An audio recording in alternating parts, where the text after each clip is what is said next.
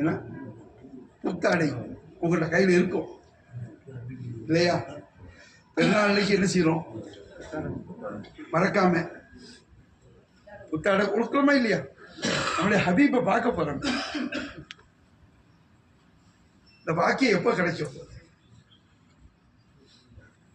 அதனால அப்ப அல்லாஹ் அதையும் பார்ப்பான். ஏன் ஹபீபை பார்க்கறதுக்காக தனியா அதுக்குன்னு ஒரு ஸ்பெஷலா புத்தாடையோட வந்திருக்காங்க. அதுக்கு தனியா அல்லாஹு தஆலா ஒரு கபூலியத்தை தருவான். அடுத்தது எப்போதும் நம்ம நறுமணம் பூசிக்கிடுவோம். நியத்தோட சேர்த்து சொல்றேன், இந்த நறுமணம் நான் பூசுற இந்த நறுமணம் யாருக்காக? அவங்கள பார்க்கறதுக்காக. அதாவது நீங்க நறுமணம் பூசுறது இருக்குது இல்ல, அது ஒரு இபாதத்து, அது தானா ஒரு இபாதத். நறுமணம் பூசுவது என்பது ஒரு மூமின் யாரா இருப்பாரு? சுத்தமாவே இருப்பார்.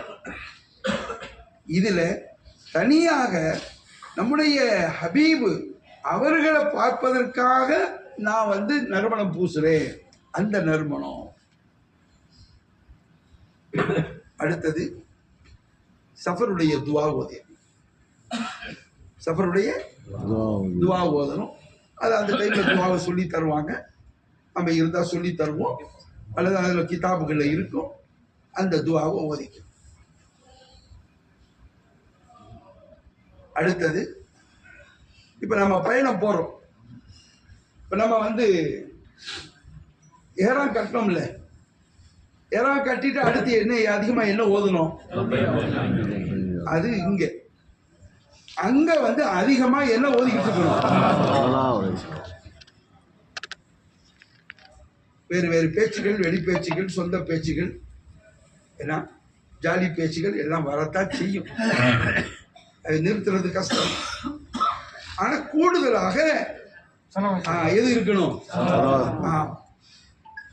அதனால செலவாத்துக்களை ஒதுக்கிட்டு என்னென்ன செலவாத்துக்கள் உங்களுக்கு தெரியுமோ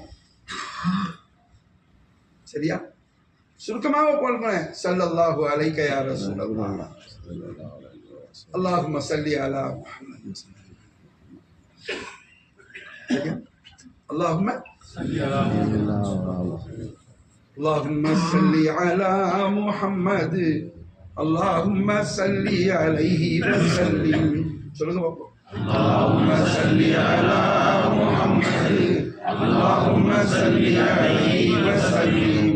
اللهم صل على محمد اللهم صل عليه وسلم.